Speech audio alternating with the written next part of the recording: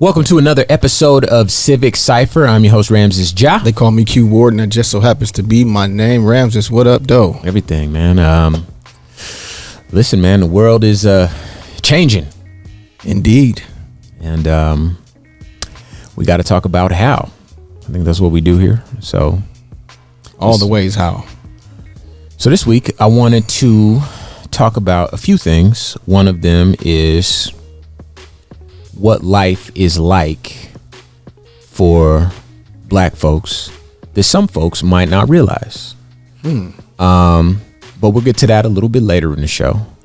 But I think it's really helpful to have conversations like that so that other people are able to make sense of microaggressions or, behaviors that they haven't been able to quite pin down.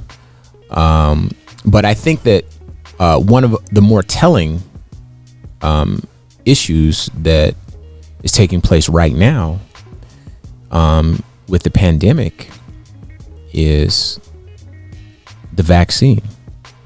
Now, for folks that don't know, or if you haven't seen on social media, there's a lot of memes going around, and I think behind the memes there's a lot of real fear, that manifests itself in the humorous memes or whatever. But there's a real fear about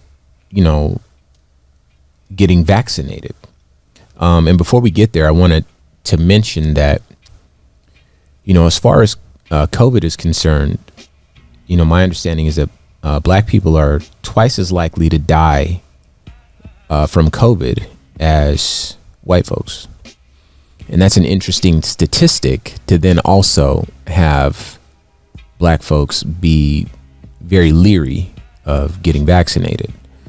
But, like I said, I've seen, these things going back and forth. And I think that this is a great place to start for kind of letting folks know what the world might be like living with black skin and just to have that conversation amongst ourselves. Because this is, therapy, of sorts. So, what have you seen so far about, the vaccine? What are your thoughts on it so far? I don't know. I think we started having this conversation before without even realizing it. And I say that because we spoke before about black people's distrust of information, of our government, of any body that's supposed to be superior to us, because we've been let down so many times that the worst case scenario has happened, right? We've gotten to a point where there's no facts anymore, and conspiracy theories used to get called out really fast, and now they all get at least a hold on, ain't your name Happy? You know what I mean? Like they all get a little bit of pause now where you're like, wait, I don't if it your name Happy? So where we used to be able to readily point to something and just be like, okay, listen, this group of people are not drinking baby blood to stay young. Right. Now we hear stuff like that and we pause, and some of us go way beyond pausing, and then we dig further down that hole and find a bunch of stuff to support it, and we're gone. Then you're having a crazy conversation with somebody you've known for 20 years, and you're looking around like, what is going on? Yeah. So the greatest trick the devil ever pulled off was convincing the world he didn't exist, right? So a big part of our former president's appeal and reason why so many people were able to latch onto him, even people that you would consider decent, is because he made everyone question everything. And on its face, that doesn't sound bad, right? To have a healthy sense of skepticism and to wonder about things on their face, that's not bad. It's actually healthy. But to not believe anything is very, very dangerous. Or I'll add to it that you have a separate reality, and it's almost delusion, and that's something that that's where that delusion stems from, though, right? Exactly. When water isn't wet anymore, when that can't be a fact, then it's very, very easy to end up living in a separate reality altogether, right? So the vaccine and the way that people are responding to it, what you said earlier it's fear, right? But at some point we have to be, and I hate to use the word smarter because it sounds like an attack, right? The people who have developed this fear and this distrust, it's justified, man. Like, you know, people talk about the Tuskegee experiments and things like that, and when they say that, you're like, ouch, because that happened. Yeah. Right? So you can't just discount it. But at some point, we have to draw a line with how we get our information and what we're willing to accept as fact versus just someone talking. Because when rapper A says Percocet, Molly, ecstasy, that would be Future, and lean and all this other stuff, we ain't got no memes about how we scared of that. right? Like none. And we know this stuff is taking people out. We don't stop there. We give us, you know, we party to the edge. And once upon a time, our people didn't party to the edge. Yeah. You know, there were two singular places where we, and y'all know what I mean. Yeah. There's two places. We was here or we was here, there, and that's it. Nothing Now, else. favorite rapper say it. I guess that's what we on tonight. Yeah. Girls, guys, kids, adults, every club. And being DJs, they come to us. Hey, you know where this is at? No, I don't. I'm actually offended that you asked. Yeah. So we can't be ready without any research, without any hesitation to jump into these spaces with recreational drugs because such and such rapper said so. And then we're going to completely write off the Center for Disease Control. Yeah. Like, that seems a bit extreme to me, especially when we have to also remember that death is not the only negative outcome, because that's another thing that's being bounced back. You see a lot of people proudly putting, well, only this many people are dying, as if just not dying is a celebration. People got permanent brain damage, permanent lung damage, permanent heart damage, permanent. Yeah. People developing seizures, dementia. Like it's not all good. the strokes. Yeah. The strokes leave lasting, and not just that, the virus itself. You know, I have a friend, shout out to Shana, she lost her sense of smell, still gone. So, you know, you're talking about people like to say the percentages because they sound low. No, let's talk about these hundreds of thousands of people that are dying and the 250,000 new cases almost daily. Right? Like, we can choose to ignore all those facts. We can choose to continue to be, if not unintelligent, irresponsible. Right? Because the worst case scenario of being careful and looking out for your fellow man and woman is that you're a little less comfortable than normal. That's worst case scenario. You wear the mask. It's a little harder to breathe than without it. Right? Mild inconvenience. At worst. Or at worst. Right? The other side of that is you say, I don't care. And then you or your kids or somebody that you know and or love is in the hospital hoping that they survive. And you have to reconcile with yourself that you could have been a big part of the solution instead of a massive part of the problem. So I'm looking forward to it, right? Because this is wildly uncomfortable after this long. But I'm going to do it as long as we need to, so that at some point we don't. And that's what I don't think people are paying attention to. Go hard at all this stuff you don't want to do so that we can stop having to do it, or just keep not caring and keep forcing a large portion of the population to have to be mildly uncomfortable for a very, very, very extended amount of time. Yeah. Well, I want to say this because I think it's important to say it. Obviously here on Civic Cipher, this is a show dedicated to black voices, a black agenda, and minorities. But you know, this is a virus that attacks human beings. I understand that black folks, you know, we typically are distrustful of, like you said, any really authoritative agency, governing agency. That can be, you know, the medical field, and certainly anything municipal or governmental. But I know someone who's not alive anymore. Matter of fact, a lot of people might know DJ Steele. If you don't know him, maybe you know the name. And of course, he's not the only one. He's just a person that was close enough to me and he was a little bit younger than me. And I'm 38 years old.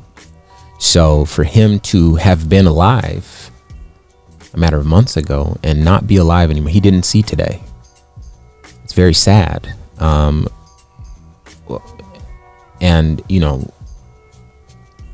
the severity of it really hit me at that, because I knew someone that passed before that, but she was elderly, and we kind of knew what it was. But for it to hit close to home and in that way, it really kind of changed how it looked to me. Especially because we're being sold on the idea that if you're young and somewhat in shape, that you're fine. Sure. Right. And that's based on the mortality rate. Mm-hmm. You're likely to survive is what they're saying if you're younger. Yeah. Which is almost the case with everything. If you're young and healthy, then that's typically the case. So again, touting that as some type of relax, you're fine, drives me crazy too. Because every time I see it, I'm like, ouch, man. Like that's a dangerous precedent to set. That's a dangerous piece of advice to give out.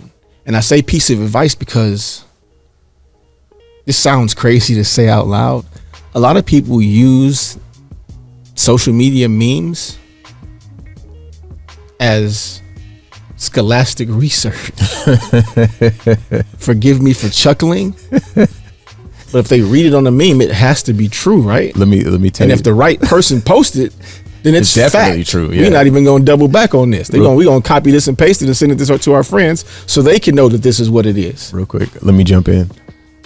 I have to say it. I saw a meme where it said, "Me after I get the vaccine," and it was the gremlin from the evil gremlin, and it was dancing the Thriller, doing the Thriller dance. And I thought that was, obviously it's funny, but it shows that people are fearful of the side of, and I wanted to talk about that. Now this, Q, but a lot of folks may not be aware that this mistrust is as old as this country.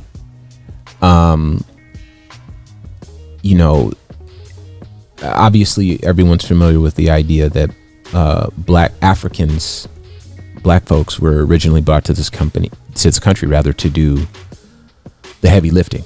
Slaves do slave labor. All the lifting. Right. Heavy, medium, a little bit. Clean up the babies. Yeah, all that. Diapers, all of that. Yeah. But less people may know that black people were used as sort of the crash test dummies of their day, because black lives didn't matter, which is part of the reason, which is the main reason why we say Black Lives Matter, because we have to say it historically, it has not been the case. And that's also why when people say Blue Lives Matter is such a slap in the face, because no one has ever questioned that. That has always kind of been the norm. Yeah, but it's also not a thing. Yeah, but historically in this country, especially at that point, black lives didn't matter. And so you were able to procure a human being and perform experiments on this human being. And these things are all well documented, and I implore you to do the research. You know what I always say, Google is free. I wish we could teach people how to properly do research, because you can find articles and documents that speak to the other side of the argument as well, and they're completely false and have no basis. But in this case, you're going to be able to find things like the cephalic index, where they would study the skulls, or the shapes of the skulls of African people, and use that as a way to measure intelligence. For those of you who have seen the movie Django, there's a scene with Leonardo DiCaprio where he kind of speaks to this bogus science that was just entirely made up. But obviously black human beings had to lose their life in order for this bogus science to exist at that point in time to further justify slavery, because they were trying to sell Northerners on the idea that black people were created to be subservient, and they had to make up a scientific basis for that argument and try to pass that off. And so these experiments were conducted, but not just that. There were many experiments conducted. And they used everything that I have to keep kind of driving this point home. They used everything that you believe in, not just science, but religion. Mm-hmm. You know what I mean? So when everything that you once believed in was used to subjugate and kill and torture you, it makes complete sense why you stop believing all of it. Yeah. Like, you know what? Last time y'all told me something, and it didn't quite work out that way. Listen, man. So I feel y'all. So, there's other examples too. There's forced sterilizations. Puerto Rico comes to mind. Even nowadays, if you look in the medical field, you'll see that black women are like way more likely to die during pregnancy and childbirth. And research has uncovered that the reason for this is because the doctors just don't listen to black women. They don't listen to their complaints, or they feel like black people somehow can tolerate more pain or whatever it is. I read a research on it, or I read a study on that, why that was the case. And obviously black people are a very robust people because we are human. We are human beings. The original, and everyone else is sort of a mutation of that. Yeah. But the other thing is that you touched on that I want to mention is the Tuskegee experiments. So for folks that are not familiar with this, basically in the early, that might have been the 1920s, 19-teens, somewhere in there. Let's just say early 1900s. Sure. There was a government study performed, and they were researching syphilis. And they didn't have enough participants. And at the time, it was purported, not researched, but it was just assumed that black people had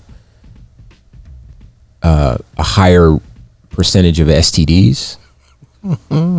There's no scientific basis for this. And you can research it. Obviously, I've had to look into this myself, but the assumption was that black people have these diseases. Well, because we're filthy, Rams. That's what you sure. I mean, it's the early 1900s. Yeah, read the brochure, bro. It says it on there. Yeah, if man. You go to, I think it's page 3. If you scroll down, paragraph 3, article 4. Yeah, you see it right there. It says it right there. It's actually capitalized, boldface, and underlined. But yeah, so, and then they needed people to study what syphilis, the effects that syphilis has on the body long term. And they tried to recruit some folks with syphilis. Turns out that there weren't enough people who had it or were willing to volunteer. Yeah, everybody not trying to disclose that. So what they did was they recruited healthy people, black people, and injected them with syphilis, and ended up being around 400 black folks, and monitored these people for, I want to say, like 40 years, the effects that syphilis had on their bodies, and watched them deteriorate.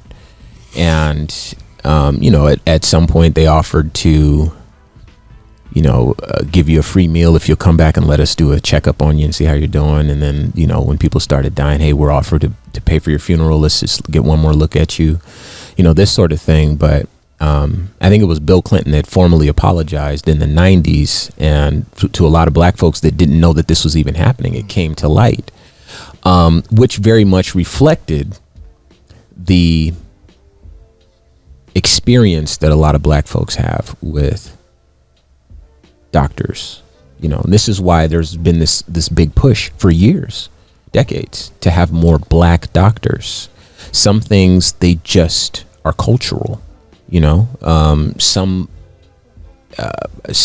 parts just don't translate as well as they could. And it's not the patient's fault. It's the doctor is the healer. Yeah. The doctor's not willing to listen, or can't listen, or cannot find the social capacity to learn that other people walk a different path, or, you know, express things differently than, you know. But these things and things like these have resulted in this deep mistrust. And I have to kind of piggyback off of what you're saying, because I've experienced it twice with my mother and with my children's mother. The doctor completely ignoring them, completely just, you listen to what I say because I said it and I'm the doctor, and you don't know what you're talking about. Yeah. And in both cases, had I not been present, who knows the direction that this goes? You know, my mother, I'd be on here all night trying to list all of the things that my mom is dealing with, but this was a part of her cancer treatment. And she's telling the doctor that things are not going the way that they're supposed to. And just by her speaking up, he got angry, slammed his clipboard, and stormed out. Like, you're going to listen to what I say, period, or I'm not going to treat you. And we're talking about cancer. We're talking about terminal illness where the most likely outcome isn't survival. The treatment itself weakens you, destroys your immune system. You end up with no hair and barely able to fight anything else besides what you're being treated for. And this doctor, just out of sheer arrogance, would not listen. She got a second, third, and fourth opinion. All of the other specialists told her that she was right. The treatment was burning her and not the cancer. And when both of my kids were born, when we first got to the hospital, our doctor wasn't there. So the doctor who just so happened to be on call both times had to step in for her. And I guess the best part the first time is that my children's mother is Mexican, and so is her doctor. So when she arrived, she immediately, because it was panic, all of these alarms were going off. Ramses was actually the first person at the hospital when this happened. Yeah. All of these alarms are going off.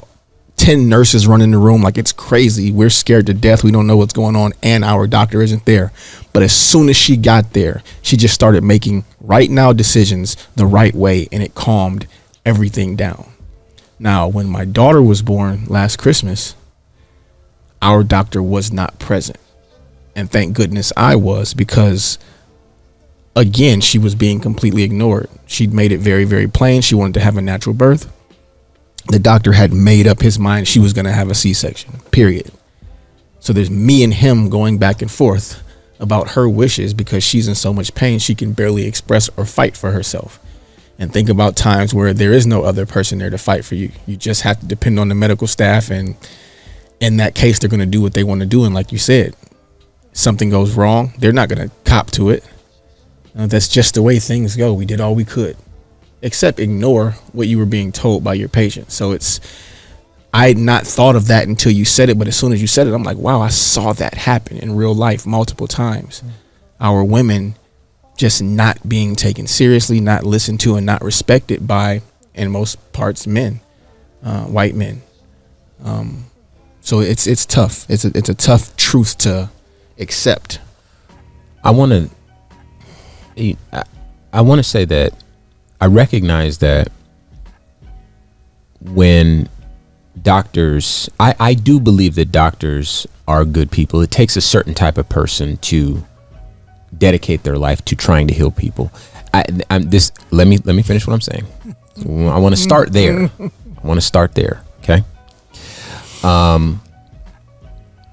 But I also think that at a point it becomes work. You've seen it all. You've done it all. And this is part of the reason why I feel like black doctors who are familiar with things that affect black people perhaps differently, and hear black stories. You know, there's high blood pressure, something that affects black people, you know, sickle cell, that's, you know, these sorts of things. And how do these ailments interact with others? How do these medications interact? You know, are you more studied? Are you more versed in this facet of medicine, this language, you know. So if there's a disconnect there, if it has become a job for you as a doctor and you haven't grown in that capacity, then it's very easy to make these mistakes. And that's why I wanted to say that. Now, granted, there might be just some people who are just bad doctors, some people who deliberately want to do, cause harm. But my thinking is more along the lines of maybe there's, we need a little more empathy, a little bit more education. No, I know what you mean. And I didn't mean the opposite of what you're saying, just some nuance. So in a lot of developed countries, what people used to call first world, healthcare is not for profit. Weird, huh? So the people that choose to go into that field in places like that, it's not because they want to be rich. They really want to do it. It's because they really, really want to help people. That does not mean that people here aren't, good natured, but there is a financial incentive. They can also get money off of it. Yeah. So the decision-making process isn't always, man, what I really, really, really want to do is help people. It's, man, I can make a lot of money doing that. Right. And it'd be cool to help some people. Right. So I don't mean that there are people that are going into it trying to cause harm. It's just a level of apathy when finance is the driving force and not the essence, the oath that they take. I think it's called the Hippocratic. Yeah. Healing for the sake of healing. Yeah. Right. You know what I mean? So that's another thing that we should speak to people about. This vaccine, it is not an American thing. This pandemic is not an American thing. Right? So I said this, I cannot think of a time in our world's history where the government of every continent and country on earth said at the same time, hey, yo, let's run this play on everybody. And then all the other governments said, yeah, let's do that. It's never happened. Right. It'll never happen. So there's all of these countries where the vaccine is not for profit, at least the way that it's being administered. And I'm thinking that they're trying to make it similar here where you don't have to get broke or go broke to get treatment for this thing. Right.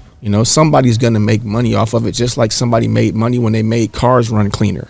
Just because something is profitable does not make it by nature bad. But the first lady, she's 90-something years old that got the vaccine, was in the UK. She wasn't here, so it's not American propaganda. There are people in this world, one of them, a black woman, here to save the day again, working very, very hard on something to help us battle this thing that's killing people. The one who developed the vaccine. Correct. She was a black woman. Yeah. I think so it's important to say that. Very, very important to say that. So, and while we're here, I think that, we're very fortunate to have this platform to be able to share, our thoughts and to have these sort of conversations. But, I want to say that if there is a silver lining to this whole thing, it really has shown, at least it's shown me, how connected we are to each other. Because everybody's got to get healed. Everybody's got to get vaccinated. We're all on the same, we're all human beings and we're all susceptible. And that tie that binds us all helps you to realize that there's more that connects us than there is. Far more. Exactly. Far more. And I really wish we could say that enough times for it to click. Yeah. We're in this together. We need each other and we're in this together. Now, before we move on, I do want to say this. Once upon a time, I had a similar story. So, I'm not here just spouting out facts either. I have a son who was born with spina bifida, and it took him a long time to learn, how to go to the bathroom, how to walk, these things. If you saw him, you would never know. But of course, we knew that. Yeah. Those of us that have been here since he's been here. Yeah. He had little leg braces when he was a baby and all this sort of stuff. Well, something that a lot of folks don't know is that they had a plan for my son when he was little. They knew exactly what they were going to do. They were going to take my child and fit him into their program as opposed to creating a program that was suited for my child. And the thing that stands out in my mind, because I fought with a good number of doctors, and as it turns out, doctors, there sometimes is a level of arrogance there, exactly, where they just feel like they know better. Yes. But there's never going to be a human being on this planet that will tell me more about my son than I already know, unless that's his mom. So these doctors were trying to suggest to me, one doctor in particular, that my son needed to start using a catheter to use the bathroom. And the thing with a catheter is, once you start using it, you're on a catheter for the rest of your life. And for those of you familiar with catheters, you understand that when my baby starts going to school, when he, when he gets a girlfriend, when he, this is something that's going to be a part of his story forever. But I knew that he had enough feeling to where if I worked with him, he'd be fine. And not only did I have to fight with the doctors, my son's mother is a nurse, so she's accustomed to doing what the doctors say. And when I laid out my case, I had to fight with her as well as the doctor. But when I laid out my case, she, gave me, it's my son. So she's like, hey, I'm not gonna argue with you on this one. But the doctor, when I took it to the doctor that was a real arrogant man. And obviously my son is fine. You would never know. Goes to the bathroom just fine. And we see who was right and who was wrong. And so this is perhaps a universal experience, but I only know this to be a black experience because I haven't seen the world through other eyes. And so again, I understand, but also let me say this, the doctors, black doctors, there's a black doctors consortium, and they were polled, and 73% of them said that they worry about the safety of the vaccine because, it had to be rushed into production, whatever. So that many black doctors said that they worried about it. And 42%, only 42% said that they plan on getting the vaccine when it initially rolls out. So even those in the medical field aren't entirely trusting of the medical field. And so you begin to see how cultural this is. And obviously my position is that in this moment, it might be better for us to consider ourselves human beings first and black second. And I know that that's very difficult for a lot of people who have a lived black experience, because black really follows you. And that's what I wanted to talk about. The black experience. A lot of folks may not know what it's like to walk through this life as a black person. So if we're able to shift gears a bit here, I want to tell a story. Before you go into your story, let people know who they listening to.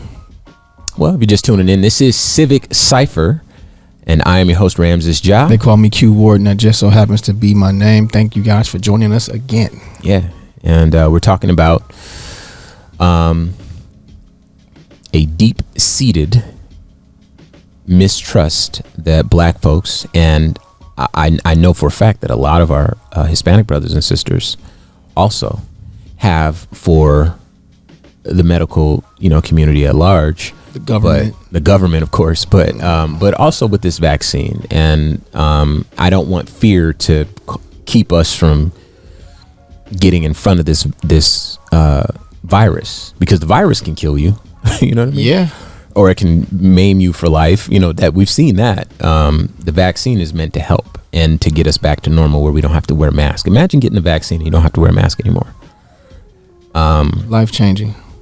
Anyway, for folks that might not be intimately or directly familiar with what it's like to be black and to walk in black shoes, something happened to me recently where I was walking down the street in my own neighborhood where I live. That's dangerous, man. Well, listen. I told you it's in the pamphlet. You got to read it. You got to read it. Article 3, page 3, chapter 4. Well, listen to this.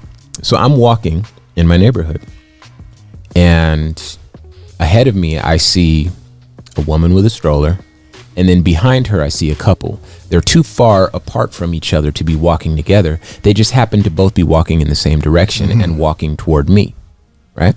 Walking toward you. Right. On the same side of the road. Right. Now,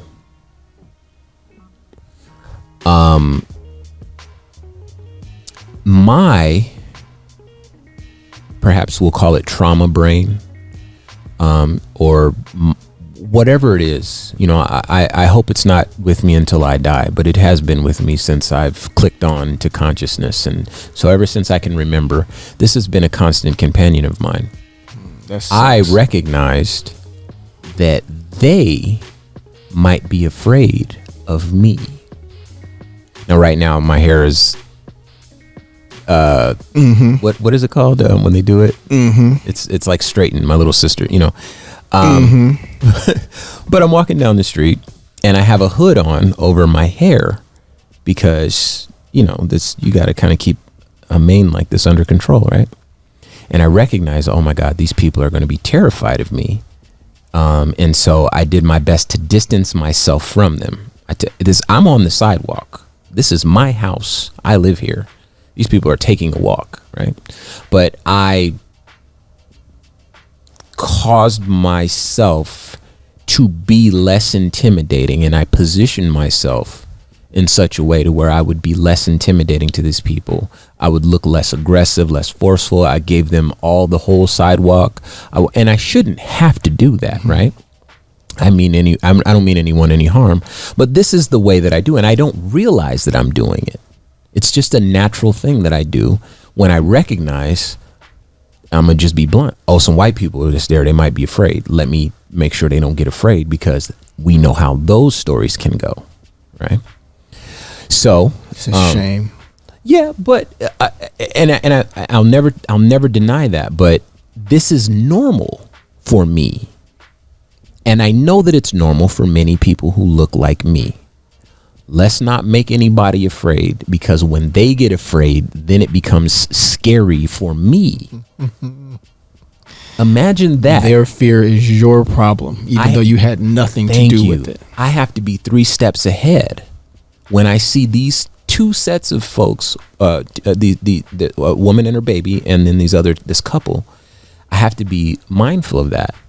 I have to be 2 steps ahead of whatever they might be thinking, so that there's, no issues. There's nothing. Remember when we got on those cruise ships and we went on the other side of the world? Mm-hmm. When we got off of those cruise ships, I never encountered that. Yeah, over there, it's not a thing. Crazy, huh? Yeah. In America, yeah, absolutely. I'm talking about we getting off the ship in countries where we don't look like nobody, and everybody looks the same. And we may even be, in my case, larger than everyone, and people are staring at me, but not like scared, but like, wow. Can I take a picture with you? Yeah.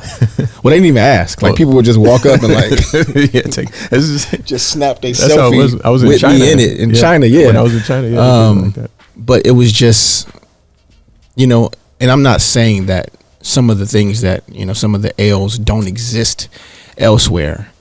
It's just a lot worse here at home. Yeah, and I think it's conditioned into society, and we as black people are able to pick up on it, and we understand when the cards are the deck stacked against us. And this is sort of what happens. So what happens is, to finish the story, I'm walking down the street, I step away from these people, and I'm looking down and away, not eyeing them, right? Now, this is what you had to do in slave days. You couldn't make eye contact with white folks because, that would get, that meant that you were equal to them and they didn't like that. So you had to always look away. But this posture to humor these people and make sure that they were comfortable is something that it's still in me, because of, I don't want to upset these folks. But watch what happened. The first woman walks by me with the baby and she's like, "Hi, how you doing?" Like, the most friendly thing in the world. Now, guess who looks like the jerk? the dude who walked way over there and is looking down in a way and being dismissive and passive aggressive and and then a weirdo.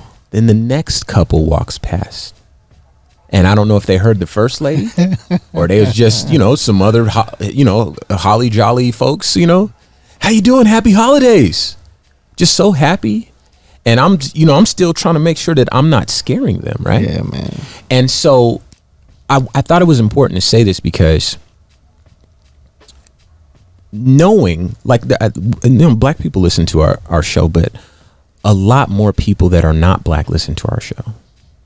And it's important to explain things like this, that maybe they're not cultural, but they're a result of cultural conditioning, and these things, those people have no idea why they're walking down the street and everyone that they said hi to was so cheerful and jolly. And the one black person that they saw was all, was moving kind of funny, stepping away from them like they smelled bad. You know what I mean? And the truth is, if the type of person that I am, I'm happy to say hi. I'm happy to return the happy holidays, happy Hanukkah, Merry Christmas, whatever it is that's going on. But obviously the thing that's more pressing is, let me make sure that these people are not afraid of me. Yeah. I mean, because you even feel worse when you overextend and they are afraid. Right. And they do dismiss you and dish you strong. For a fact they heard you. They were looking right at you, completely ignore you. They're completely uncomfortable. And then you feel like a jerk again. Exactly. It's like you, the likelihood of you ending up on some weird stuff is so high. Yeah, man. Usually it's better to just kind of, keep your head down, walk fast, get away from everybody that might have a problem with you. And some people you can kind of tell by how they walk, how they talk, they might be okay. It's cool to say hi. But a lot of people, you don't know if they're Karens or Chads or whatever the other one is, and so it's just better to, and that's not the only example. Many people might be more familiar with the idea of walking around the store while being black, being a black person in a store. There's this weird stereotype that exists that black people steal, and Hispanic people too, that we're thieves with no data to support. Sure. And you know what, even if I did want to go that far, right? Let's say I did want to tell myself a story.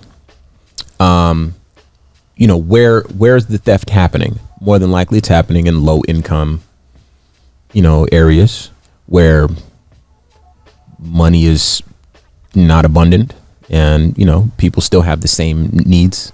I have a friend, a very close friend. He's in a picture right here in the studio. His mom went to jail for 4 years for stealing food. That happened. I saw that. Black woman, and so this is a part of the story of my life because him and I had to live together while his mom was away.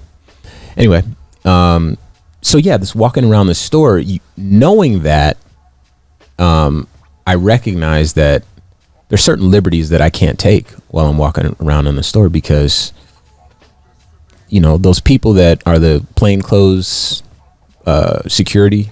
Loss prevention. Sure, those guys. That's what they're called. Those guys will be out walking with you through the store. For those who've seen Menace to Society, you're familiar with the hurry up and buy. And so, it's one of those things where whenever you go into a store, especially a store where there's little grabby things left and right, it's just a matter of, okay, let me be mindful of where I'm at, where are the cameras, let me make sure these people know that I'm not here on the funny stuff. I know another story. Once when I was a lot younger, I was at a friend's house and one of his toys went missing. And I was there. I was spending the weekend with him, right? There's a bunch of people there. It was like a slumber party sort of a thing, right? And one of his toys you know, it was Bootleg Kev for those that know that name. He and I grew up together. One of his toys went missing, and I had known Kevin since he was 3 years old. At this time, he was maybe like 7, 8. So I'd known him 4 years. And everyone starts looking for this toy. Now, the blackness in me immediately goes into panic mode because Listen, man. You know what I'm talking about, right? People, I did not steal this toy. I will lead the search party. Right. Y'all can triple search me. And watch this. I'm going to do you one better. I'll lead the search party, and I hope that I don't find it. Because then I had it the whole time. Yep. And then I hope that whoever finds it, they find it far away from anywhere I ever been. Like, I hope it's in the upstairs bathroom that I ain't even seen yet when you find it. Like, I didn't even go up there, so it wasn't me. Because of I hope it's at your aunt's house that I haven't met you yet. left it in the car or something. You know, like that's what I'm hoping. But I'm going to be the one person that's going to help you look for it. So this actually happened to me. And it wasn't until years later, maybe 20 years after that, when I told his mom that story. And she broke down. Now, Kevin, if you don't know, Bootleg Kev is white. So his mom is white, you know. But these are the closest people to me. Like when you've known somebody since you were literally a baby, you know, they're, you know. But his mom broke down. She was like, you really thought that I would think that you would steal a toy? You really thought I could think that about you? Even then, when I'd known you for years? And I'm like, and I felt like I needed to apologize. I'm like, I'm so sorry. I don't know how to fix that. The world has taught me to have that intrinsic subconscious reaction. I don't even have to think about it. It's automatic. Sure. And these are sorts of things that really, I think it's important to talk about, because people who are allies to black people who might be listening to this radio station because they like the music and it's black music, even if you don't think it's black music, it's definitely black music. I feel like the people listening to this show are people who are empathetic, people who are decent human beings, and people who might want to or could stand to learn more about a black experience. Why are black people so afraid of a flu shot? That's effectively what it is. Or why do black people behave in these ways or these other ways? Now, I do want to talk about this. Running while black. Outside specifically. And you're not on a track, you're not on a field, you're not on a basketball court, you're just running down the street. Now, there's a million reasons you could be running, especially if you're young and in shape, you know, or a child and you're, you know, playing. But early on, now this might be something that's a little bit more specific to me. Again, I'm from Compton, California. And, you know, those of you who know about Compton, California know that it's not really the most kid-friendly place to grow up. But I remember hearing that you're never supposed to run down the street, because what it does is it scares people, police specifically. And then the ready assumption is that if you're running, that you've stolen something, which is so funny because, you know, when human beings look back on our legacy, when we try to identify a group of people, if we're doing this by race, who has done the stealing, it will not be black people who have done the stealing, you know, but I digress. Don't run. So much more hopeful than me. Like there's going to be a time where people look just back, say, you know, if things the day will comes, be, and things will be different. So they'll have to. If the day comes, you know, because the thing is, the things that are well documented in history, those things, they really tell the story. Like for every person that goes and robs a corner store for $200 to pay their bills, there's an Enron that has stolen hundreds of millions of dollars from everybody. And, you know, the person who robs a corner store is in jail for 7 years, and the Enron people get, you know, 1 year. Months. Yeah, 1 year in probation. But the thing is, those things are well documented. I mean, we talked about slavery earlier in this conversation. Slavery, that's a theft of a whole group of people, and then the genocide of the Native Americans. Think of the genocide and kidnapping of people throughout time. Sure, The offenders are the same in 100% every time of the cases. every time. But you know, this idea that you can't run down the street because the police will think you've stolen something, or they'll think you've committed some other sort of crime, is something that is sort of built into my childhood. Especially like running at full gallop. You know what I mean? You're like out there moving. If you're just kind of doing a little jog and you got some shorts on and you look like you're, you know, athletic, you know, whatever. But if you're in a foot race with a friend, don't do that out here in the street. You know, go in the alley or go somewhere else, you know, where you know there's no cross traffic and no one can see you. But please don't do that in the street. And this is something that is very much a part of my growing up. And if I said that to a black person, they would obviously understand that. But I've recognized that when you say that to someone who didn't have a black experience, that's like, oh my God, really? You're so paranoid. And then the strange part is if other black people see you running full gallop, then they be out running too. Because we get it. Maybe you didn't steal nothing, but maybe you scared. It's time to go. And if you scared, we scared.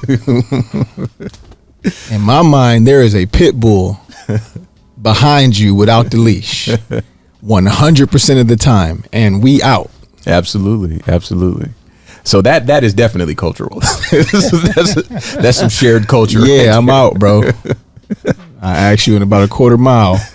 Hey, my man, where we running from? Hey, yo, my dude. Oh, nothing? Oh, well, hey. Oh, you just out here exercising. Okay, well, I'm cute. You know what I'm saying? Nice to meet you, fam. I thought it was a problem. Well, I'm going to go ahead and head back to my car. I'm going to go way back over there where we was at, but you be easy. Oh, man, that's funny. But that brings me another thought. And this is something that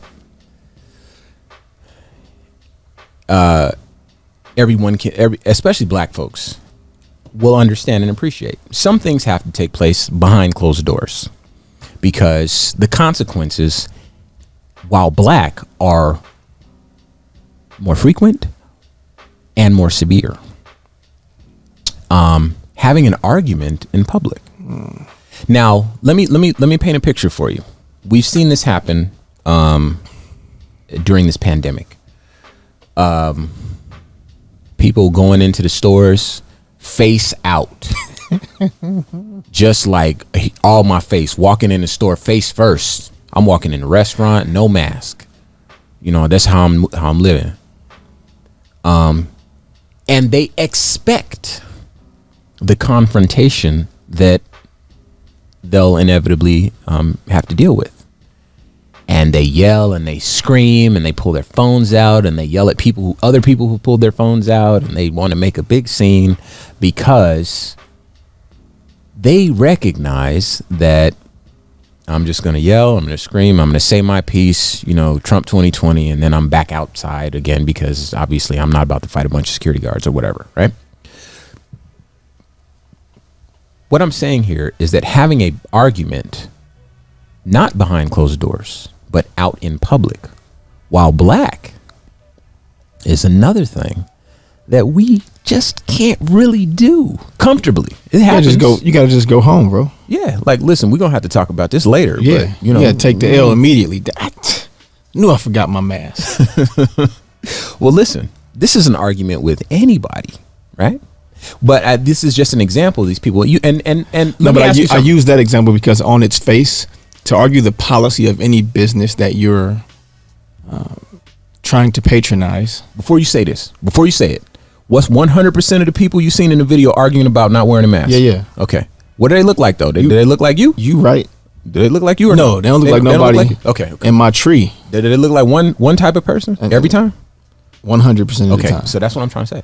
So when you're black, having a public disagreement especially one that's heated, is very, very dangerous. Because imagine if one of those videos there was a black person yelling about not wearing a mask in a Walmart.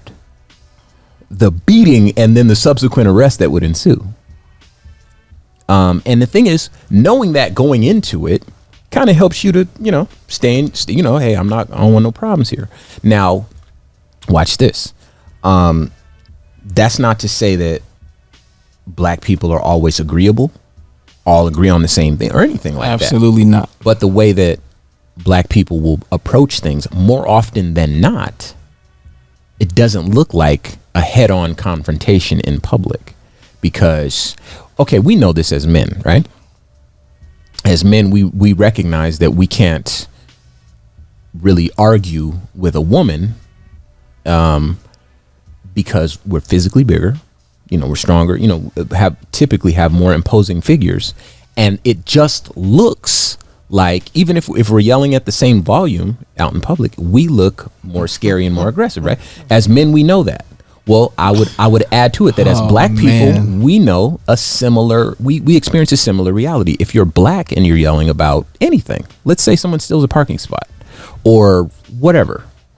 If you're arguing with something that's flagrantly wrong, right, to you, but if you're still not allowed to stand your ground. Exactly, and then the thing is, like I think it might have been Ari Spears who made a comment where he's like, I had one of my white friends come over to my house, and then my mom came in the room and was like, cut the TV off. And my white friend was like, yo, your mom can't come in your room. This is your space, whatever. Oh, hey. Hey, my man. You better bring that down. Yeah, don't let her hear you talking like that. My mom off the chain. You're going to get us both killed. But I'm saying that to say that, there are principles, there are things that we're entitled to. We're entitled to respect. We're entitled to, everything that any other human being endowed with consciousness is entitled to. You know what I mean? Just basic human common courtesy, right? The thing is, in my experience, we're not always going to choose to fight that fight because, again, that deck is stacked against us. Having an argument especially against someone who's not black, you automatically look more aggressive, especially when the police show up, because we know how that story ends. And so these are just some of the things that I wanted to share with obviously black folks. It's good to have this therapy amongst ourselves, but for the folks listening who would consider themselves allies to black people, white folks especially, because they seem to be the furthest removed from our immediate reality. Yeah. It feels good to be able to share that and kind of help paint a picture of what day-to-day life is like. But before we get out of here, I definitely want to implore everyone listening, this vaccine, get the vaccine,